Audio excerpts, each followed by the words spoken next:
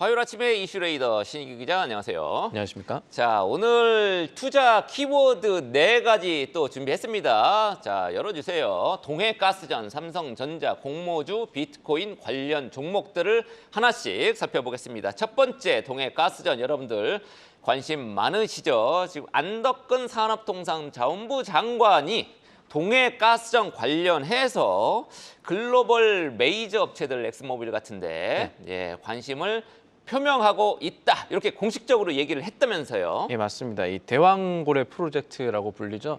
동해 심해 가스전. 최근에는 정부가 유전이란 말 안 하고 동해 가스전이라는 가스 부분에 집중하는 모습인데 어제 안덕근 산업통상자원부 장관이 이 매체 인터뷰에서 이 동해 가스전에 대한 기대 심리 이어갈 수 있는 발언을 했습니다.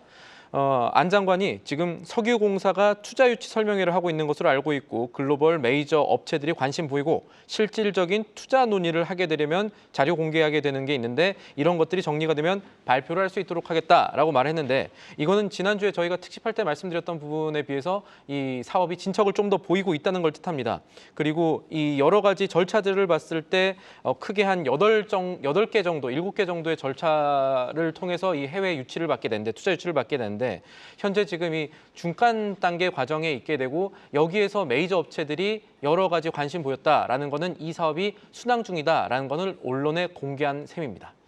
네, 지금 이 우리 산업부 장관 공식적으로 인터뷰에서 그런 식으로 얘기를 했는데 이게 이제 우리 대왕고래 프로젝트 관련 테마주로 우리가 이제 생각할 수 있겠는데 테마주 관련해서 우리 투자자들 어떤 부분을 지금 조금 생각을 해봐야 될까요? 안 장관이 현재 이 진척 상황 관련해서 얘기한 것도 있지만 우리나라의 자원 안보를 강조했다라는 점을 좀 살펴봐야겠습니다. 무슨 얘기냐면요.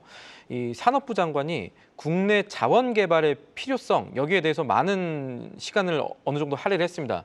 우리나라는 지금 자원 안보가 중요한 나라다. 우리 바로 곁에 있는 중국과 일본은 48,000개의 시추공 이렇게 뚫고 있는데 우리나라는 아직 50개, 70개밖에 시추공 없으니 유망 구조는 최대한 탐사 시추해야 된다라는 얘기입니다. 현재까지 우리는 하나 뚫어놓은 다음에 나머지 시추공은 평가한 이후에 4개 더 뚫어보겠다라는 입장인 거잖아요.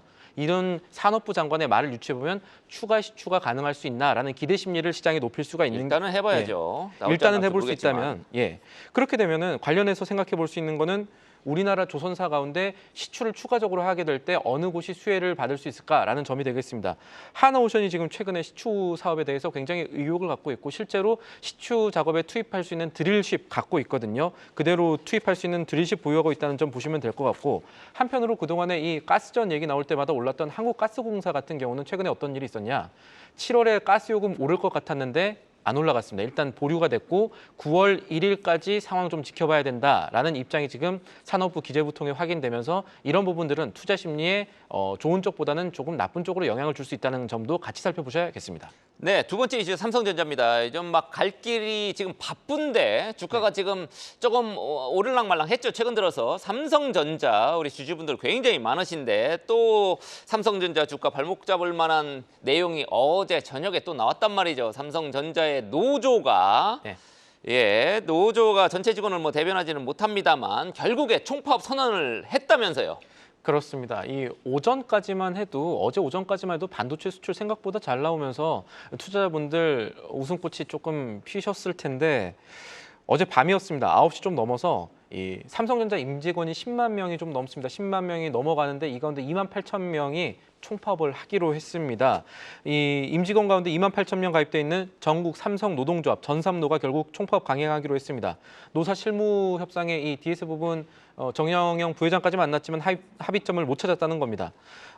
더 이상의 평화쟁의 행위는 무의미하다고 판단했다라고 밝히면서 일단 다음 주인 8일부터 10일까지 3일 동안 총파업에 들어가겠다는 게 전삼노가 밝힌 일정입니다.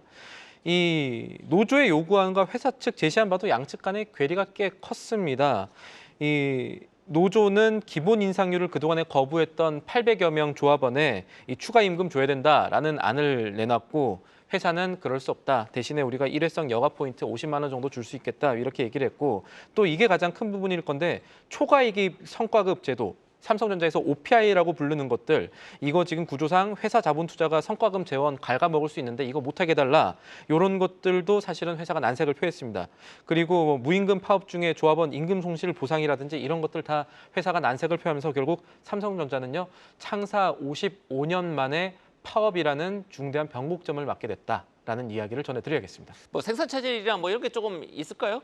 지금 저번에는 별로 없었단 말이죠. 왜냐하면 그 연가 그때는 투쟁 때는. 연가 투쟁했을 때는 징검다리 연휴 끼고 나서 갔던 것이고 이번 총파업 같은 경우는 DS 부분에만 집중된 것은 아니기 때문에 예, 반도체만 집중된 건 아니기 때문에. 반도체 전체의 손실의 지금은 어느 정도 된다. 이것을 확답할 수는 없습니다. 지금 3일이 끝이 아니기 때문이라는 점도 고려하셔야겠습니다. 네, 알겠습니다. 현재 전삼노 노조가 지금 경고한 파업 일자가 다음 주 월화수 지금 이렇게 예정이 돼 있습니다. 자, 다음 이슈는 공모주 여러분들 관심 많으시죠? 오늘 우주 관련해서 이노스페이스 상장을 하고요. 시프트업은 청약을 들어갑니다. 뭐 청약 준비하시는 분들 꽤 있으실 텐데. 자, 당국이 허수 청약을 기관의 허수 청약입니다. 요거 막는 방안을 추진하겠다. 이렇게 지금 바뀌었다면서요. 예.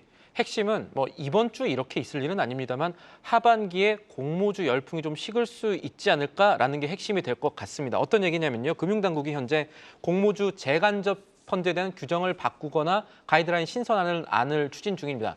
재간접 펀드라는 게 뭐냐면요. 요거 쉽게 말해서 레버리지 효과 일으킬 수 있는 하이 펀드입니다. 어떤 자산 운용사가요. 이 청약하려고 100억을 만약에 투입을 하겠다면 이 100억을 가지고 90억 원짜리 재간접 펀드를 만들고요. 이 90억 원짜리 재간접 펀드를 기반으로 해서 80억 원짜리 재간접 펀드를 만듭니다. 그렇게 되면은 100억이 아니라 270억 원이 되겠죠. 100억, 90억, 80억 해가지고 그래서 자산운용사들은 100억이 아니라 270억, 뭐 더 많게는 뭐 1000억 단위로도 이제 수요 예측에 중복 참여를 할 수가 있는 건데 재간접 펀드를 기반으로 해서 기관이 상대적으로 적은 비용으로 물량 배정률을 높일 수 있는 무기가 됐었는데 이게 사실은 공모주 시장이 과열되면서 상장 후에 주가가 급등했다가 급속 냉각되는 그러니까 쉽게 말하면 제가격 찾아가는 뻥튀기 상장의 주 요인으로 지적을 받아왔습니다. 항상 똑같은 패턴으로 움직여 왔습니다. 상장 당일에 급등했다가 쭉 똑같이 떨어져 왔죠. 일단 뭐 3일 동안 몇 천만 원 넣고 치킨값, 피자값 이렇게 벌어오던 우리 공모주 투자자분들 이게 좋은 소식입니까? 나쁜 소식입니까? 그런 분들한테 나쁜 소식입니다. 왜냐하면 공모가가 지금처럼 희망 밴드라고 합니다. 수요 예측 때 얼만큼의 가격이 책정되느냐 항상 이 수요 예측이 공모가 밴드 상당을 넘어서 왜 공모가 밴드 3만 원이었는데 실제로는 3만 5천 원의 공모가 책정되는구나. 이런 것들이 사실은 아까 말씀드렸던 이 허수청약이라고 하기엔 조금 그렇고 재간접 펀드를 통한 이 물량 배정률 상승이 이제 기여를 했었었는데 만약에 당국의 판단대로 시장이 정말로 과열이 되어 있고 재간접 펀드를 통해서 이 과열을 정상화한다면 공모가가 수요 예측 단계 때부터 이렇게 높게 형성되지 않을 가능성이 지금보다 더 높아지는 셈이고요. 그러면은 청약 열풍에도 영향을 미칠 수가 있겠지요. 이 자산 운용업계에서도 자본력 부족한 중소 자산 운용사들이 규제 도입되면 좀 더 안 그래도 힘든데 더 힘들어질 수 있다 이런 얘기 나오고 한편으로 봤을 때 우리 주식시장 측면에서 상장한 날 오름세 혹해서 따라잡기 투자하셨다가 하락세로 손실을 면치 못했던 그런 상황은 좀 줄어들 수 있겠습니다. 그래도 큰 틀에서 보면 이 같은 움직임이 우리 투자자들한테 치킨값을 벌어줬던 최근의 패턴 공모주 열풍에는 그렇게 좋은 일이 아닐 수는 있겠습니다. 예, 마지막 이슈 비트코인입니다. 롤러코스터를 최근 들어서 계속 타고 있습니다. 좀 아까 이제 한눈에 보는 글로벌 마감 시간에도 설명을 드렸습니다만 비트코인 지금 다시 급등세. 예, 항상 지나고 나면은 떨어질 때는 무서워서 못 사고 올라가면은 좀 후회하고 항상 이 패턴인데 지금 전문가들 비트코인 지금 시장 어떻게 보고 있습니까? 아직 뭐 정고점 통과한 거 이런 건 아니지만 6월 말까지 하락세가 사실 심했지 않습니까? 이게 지금 단기 조정에 그칠 수 있겠다라는 낙관론이 조금 등장하고 있습니다. 오늘 가격 상승세 봐도 그렇고요. 조금씩 다시 오르고 다시 있죠. 더 오를 가능성이 높다 이렇게 보는 거네요. 네.